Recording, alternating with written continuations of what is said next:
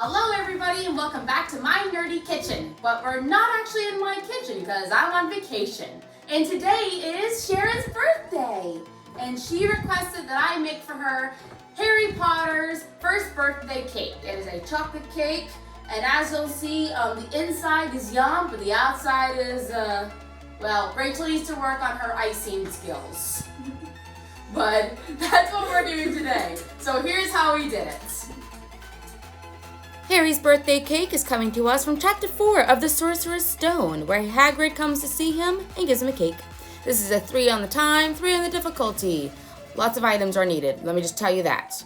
Part 1 is the sponge cake. You are going to need water, cocoa powder, instant coffee, flour, baking powder, salt, butter, granulated sugar, dark brown sugar, 3 eggs, and pure vanilla extract. Put 3/4 cup water on the stove to boil, and then take a 1/4 teaspoon of salt, 1 cup all-purpose flour, 1 teaspoon baking powder, and then whisk that all together. You are going to just put that aside. Put it aside, save it for later. Next bowl, you are going to need 1 teaspoon instant coffee, 1/2 cup unsweetened cocoa powder. Then take that boiling water and stick that in that bowl. Give that a whisk till it's nice and smooth, and then set that aside. On to bowl number 3 for just the cake. In this big bowl, you are going to take 1 cup of sugar. You are going to have a 1/2 cup of packed dark brown sugar. Plop that in there, beautiful. And then a stick of butter. This needs to be at room temperature. Take your mixer, mix that all together. I made a mess. You want this to end up being really light and fluffy. It took me about 5 minutes of mixing, lots of mixing. Then put an egg and give that a mix.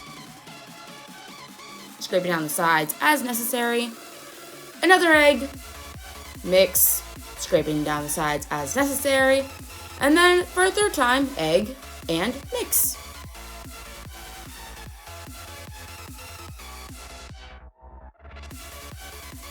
And now it's time to add in your vanilla. You need a teaspoon. Plop that in there and then give that all a mix. Hey, remember those bowls that we made earlier? Well, now it's time to add things together. Take the bowl of chocolate and pour that in there. Pour that chocolatey goodness in there. Do not forget any of the chocolate in that bowl. Once it's in our big bowl, give it a mix. It is going to start to look like batter, the type that we can eat. Now we get to add in our dry materials. You want to add this in a little bit at a time. I actually use my spatula to fold it all in before taking the hand mixer to it. But once it's all in there, you can mix it all together.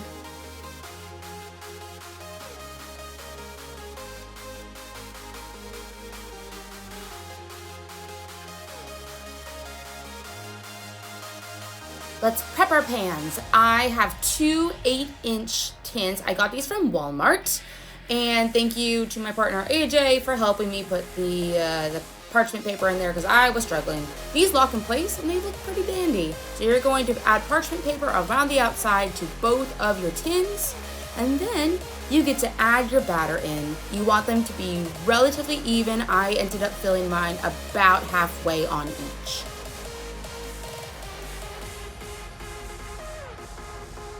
Smooth out the batter so that it goes to the edges, and then you're going to plop them into the oven. I should have mentioned before that we need our oven to be at 350 degrees. Your cakes are going to be in the oven for about 10 minutes. These will start to overbake quickly, so just keep an eye on them. Whatever you have laying around, I used a knife, go ahead and stab in the middle to make sure that your cake is done. If it's done, go ahead and put that to the side on a cooling rack and let it cool down. Once your cakes are cool, pop them out of their tins, take off the parchment paper, and you are going to flip them top side down on a cooling rack. On to part 2, the chocolate glaze. For the glaze, we are going to need buttersweet chocolate, heavy cream, butter, and corn syrup. Many less ingredients than the sponge. First, you're going to take 8 ounces of your bittersweet chocolates, add in 3/4 cup of your heavy cream, pour that over the chocolate, 1/4 cup of corn syrup, and then 1/4 stick or 2 tablespoons of butter. My camera didn't record this part, but you're going to take this mixture, put it in the microwave for a minute, give it a good whisk, and then stick it to the side. Part 3, the chocolate frosting. We will need butter, confectioner's sugar, vanilla extract, and heavy whipping cream. Take your stick of butter. I melted mine down a little bit because it was very, very hard. Add 1 cup of confectioner's sugar, 1 teaspoon pure vanilla extract, 1 tablespoon of heavy cream, and give that all a mix. Remember that glaze that we just made? Take half of that mixture, pour it into your frosting mixture, and then give that a good whip. Now, with this, it is going to start out really, really liquidy. I ended up putting mine into the fridge for a couple minutes, coming back to it, and continued to mix. It will eventually start to get really, really light and fluffy, but it needs to be colder to work. Part 4, the green icing. 1 cup confectioner's sugar, and a little bit of water to form a paste. Mine, I will say, is way too liquidy, even after I'm done. You want it to be a paste, like toothpaste feeling. Give it a couple drops of green food coloring until you get a color that you like. If it's too liquidy, as mine was, add more confectioner's sugar. It's okay. Let's go ahead and put it all together, aka part 5. Take your cake sponge, take them off of the cooling rack, and put one of them on a cake tray, form, whatever you want to serve it on. You're going to put it top side down, and then you're going to take about 3/4 cup of your buttercream and slide it all over the top of that cake to the edges. Make a sandwich with your other cake sponge, and then cover the entire thing with the rest of the buttercream. Now, for this next step, I highly recommend getting a tray underneath of your cake because it will go everywhere. Take the rest of the chocolate glaze, pour it directly over the cake. This is why I say get a tray underneath. And unlike me, actually make sure that the tray is underneath the entire cake because I made a mess, as always.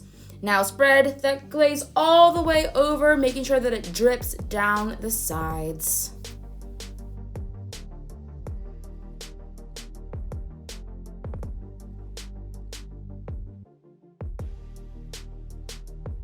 Remember, this is a Hagrid cake. It's not supposed to be beautiful.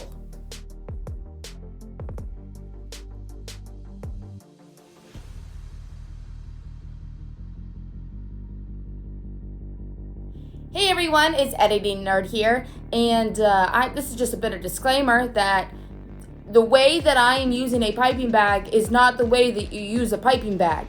You take the bag, put the tip inside the bag, and then the icing in the bag.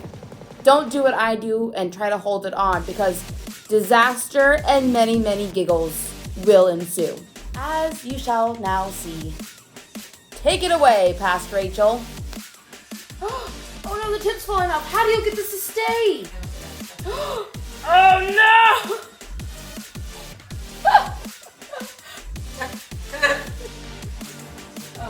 Oh, goodness. Oh. Look at how far I've come.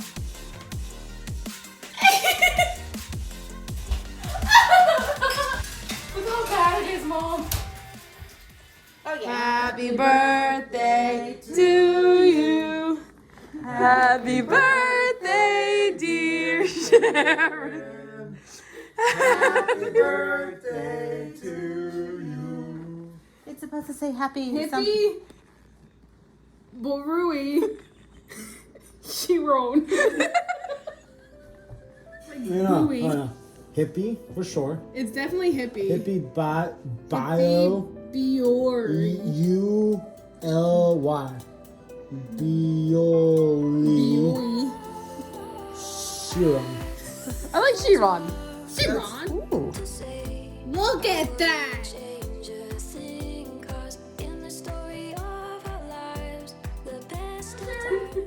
Although the outside might not be as pretty because, you know, Hagrid did make it. That's true. But how's the inside? How does it taste?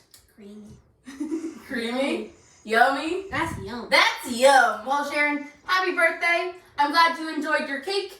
Thank you for joining me in making Hagrid's birthday cake to Harry for his first birthday. Well, his 11th birthday, but his first birthday cake, you know what I mean. Anyway, we're going to go and enjoy our cake now. Thank you. Okay, bye.